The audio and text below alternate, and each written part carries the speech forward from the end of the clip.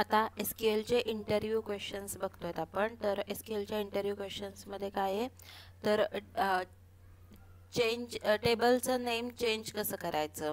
तर ओके, तर ते सिंपल सिंटॅक्स आहे rename table old name to new name. एवढंच लिहायचं, rename table to from old name to new name. Okay, rename table हे main आहे त्याच्यातलं. रिनेम टेबल आता तर फॉर्मॅटच आहे आणि हे इथं एम्प्लॉईज टू स्टाफ जे काही आपल्याला करायचं आहे ते इथे मेन्शन करायचं. ओके, त्याच्यानंतरचा क्वेश्चन आहे what is SQL list, what is join in SQL आणि लिस्ट डिफरंट टाइप्स. तर जॉईन इन SQL काय तर it is used to combine rows from 2 or more tables. काही कारणाने जर का आपल्याला 2 किंवा 2 पेक्षा जास्त टेबल मधल्या रोज कंबाईन करायच्या असतील बेस्ड ऑन रिलेटेड कॉलम, जे टेबल्स रिलेटेड कॉलमच्या बेसिसवर 2 किंवा based on the related column between them, त्यांच्यामधल्या रिलेटेड कॉलमच्या बेसिसवर 2 किंवा जास्त टेबल आपल्याला कंबाईन करायचे असते. 2 किंवा जास्त टेबलमधल्या काही रोज आपल्याला कंबाईन करायच्या असतील तर आपण जॉईन वापरतो. आणि it helps you to retrieve related data. Related data retrieve करायसाठी आपल्याला तो मदत करतो. That is stored across the multiple tables. Multiple टेबल्समध्ये स्टोअर केलेला डेटा रिट्राईव्ह करायसाठी ते आपल्याला मदत करतं. Join combines the data from the multiple tables based on the related column, usually primary key and foreign key relationship. Normally table primary key foreign key या रिलेशनशिपच्या बेसिसवर join करतात. आता त्याच्यातले टाइप्स कोणते कोणते आहेत. इनर जॉईन म्हणजे returns the rows when there is a match in both tables. ज्या दोन्ही टेबलमध्ये कॉमन व्हॅल्यूज आहेत, मॅच व्हॅल्यू आहेत, त्या रिटर्न करतं. लेफ्ट जॉईन काय करतं तर returns all the rows from the left tables plus matching rows from the right table. If no match you get nulls. Okay, null value मिळतील. जर का लेफ्ट टेबलमधल्या काही व्हॅल्यू मॅच नसतील तर नल व्हॅल्यू मिळेल, पण लेफ्ट टेबलमधल्या तर सगळ्या व्हॅल्यू दाखवणार.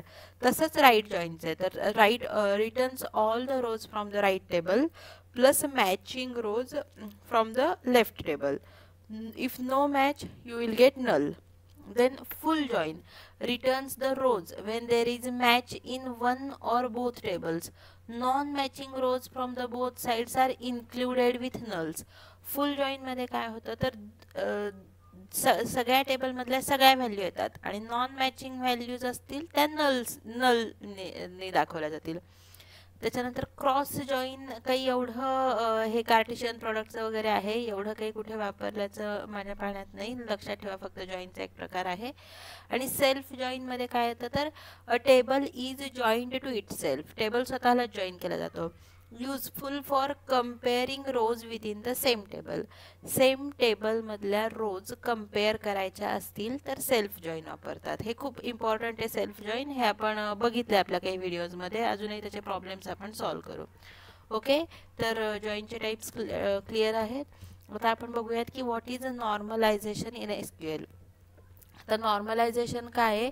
It is a process of organising the data in a database. डेटाबेसमधला डेटा ऑर्गनाइज करायची ही एक प्रोसेस आहे. आणि ती कशासाठी वापरतात तर database to eliminate the data redundancy. Redundancy म्हणजे duplicate data.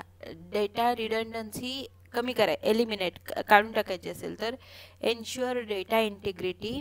Data integrity ensure करायची असेल तर आणि make the database efficient and easy to maintain. Database हा इफिशियंट आणि इझी टू मेंटेन करायचा असेल तर नॉर्मलायझेशन हे महत्त्वाचं आहे. आता नॉर्मलायझेशन पाहिजे. आता व्हाय नॉर्मलायझेशन तर तो काय करतो तर reduces the duplicate data. Duplicate data reduce करतो. Saving storage space.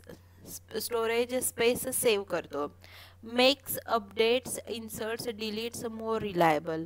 Update insert आणि डिलीट मोर रिलायबल होतात याच्यामुळे. म्हणजे आणि improves the data consistency because each piece of information is stored in one place. प्रत्येक पीस ऑफ इन्फॉर्मेशन एका प्लेसमध्ये म्हणजे व्यवस्थित स्टोअर केलेली असते. आता ह्याचं एक्झाम्पल बघू तेव्हा आपल्याला हे जास्त नीट लक्षात येईल. तर normalization how does it work ते बघू आपण आधी.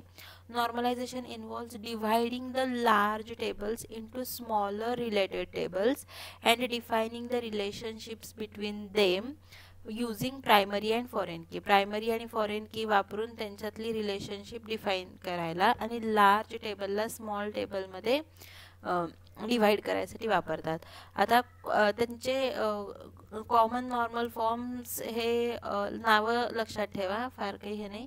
1NF म्हणजे फर्स्ट नॉर्मल फॉर्म, त्याच्यानंतर 2NF is second normal form, 3NF is third normal form आणि हायर फॉर्म्स BCNF 4NF आता हे ॲडव्हान्स्ड डिझाईनसाठी वापरतात. आता पहिले दोन टाईप फक्त बघू आपण. ईच 1NF मध्ये फर्स्ट नॉर्मल फॉर्म मध्ये काय असतं तर each column has atomic indivisible value, each row is unique. 2NF मध्ये काय असतं, it is in 1NF no partial dependency, no key column depend on the entire primary key. आपण ह्याचे फॉर्म्स नंतर डिटेलमध्ये बघू, पण नावं तरी सध्या लक्षात घ्या. आता आपण ह्याचं सिम्पल एक्झाम्पल बघूयात नॉर्मलायझेशनचं काय. आता हा नॉन नॉर्मलाइज्ड टेबल आहे, तर तो कसा दिसतो तर student ID, student name, course ID, course 1, course 2.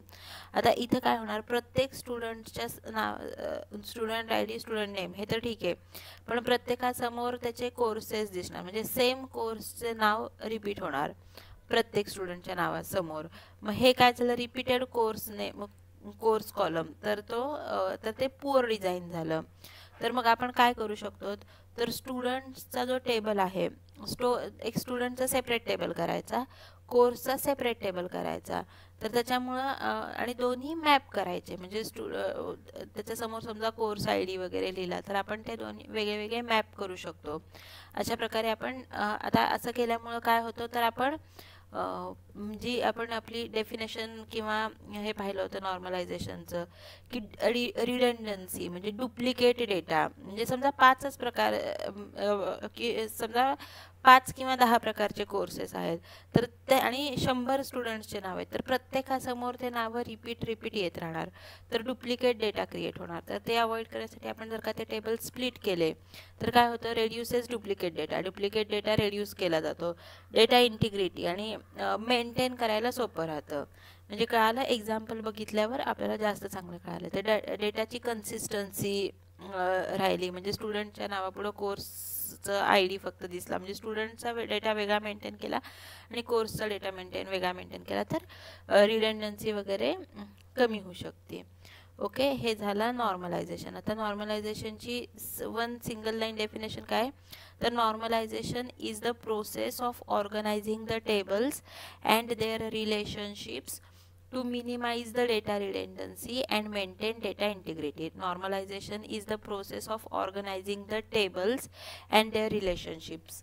Normalization is the process of organizing the tables and their relationship. Table आणि त्यांची रिलेशनशिप ऑर्गनाइज करायची प्रोसेस आहे. टेबल आणि त्यांचे रिलेशनशिप्स ऑर्गनाइज करायची प्रोसेस आहे की ज्याच्यामुळं डेटा रिडंडन्सी कमी होती आणि डेटा इंटिग्रिटी मेंटेन राहते. ओके, त्याच्यानंतर नेक्स्ट क्वेश्चन आहे how to insert date in SQL. Okay, तर आता SQL मध्ये डेट कशी इन्सर्ट करायची तर to insert date in date time or time stamp column. आता त्याचा फॉर्मॅट कुठला पाहिजे ज्याच्यात डेट इन्सर्ट करायची त्या कॉलमचा, तर डेट टाइम किंवा टाइम स्टॅम्प. आणि you use insert into statement वापरायचं to provide the date value in the valid date format. Valid date फॉर्मॅटमध्ये डेट व्हॅल्यू द्यायसाठी इन्सर्ट इंटू स्टेटमेंट वापरायचं. आता त्याचा बेसिक सिंटॅक्स कसा आहे बघूयात आपण. Insert into table name. आता इन्सर्ट इंटू इथं टेबलचं नाव लिहायचं, डेट कॉलम अदर कॉलम्स. मग इथं डेट कॉलममध्ये व्हॅल्यूजमध्ये YYY MMDD म्हणजे इयर, मंथ आणि डेट या फॉर्मॅटमध्ये द्यायचं आणि मग अदर व्हॅल्यूज इन्सर्ट करायच्या. इन्सर्ट इंटू वापरला आपण. ओके, तर डेट इन्सर्ट करताना सिंगल कोट वापरायचं फॉर द डेटसाठी सिंगल कोट वापरायचं. आणि most common standard format is आणि मोस्ट कॉमन स्टँडर्ड फॉर्मॅट हा आहे. दुसरेही फॉर्मॅट वापरू शकतात पण स्टँडर्ड कॉमन फॉर्मॅट हा आहे. आता एक्झाम्पल, टेबलचं नाव आहे ऑर्डर आणि हे त्याच्यातले कॉलम्स आहेत. तर आपण कसं करणार, इन्सर्ट इंटू ऑर्डर्स कॉलमचं नाव, त्याच्यानंतर order I D, order date आणि अमाऊंट, त्याच्यानंतर व्हॅल्यूज. ऑर्डर आय डी 1 ही कोटमध्ये सिंगल कोटमध्ये डेट टाकली आणि अमाऊंट इथे ॲड केली. ओके, आता ही ऑर्डर डेट कॉलममध्ये ॲड केली. आता इयर, मंथ आणि डे या फॉर्मॅटमध्ये ॲड केली.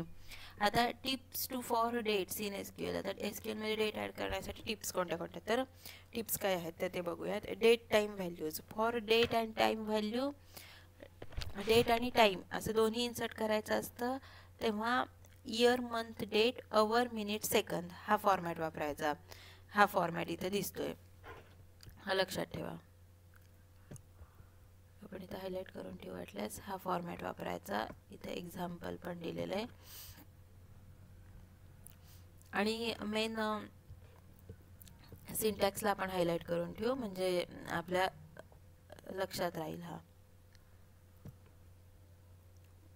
तसा फार काही कॉम्प्लिकेटेड नाही आहे, इन्सर्ट इंटू असतो तसाच आहे.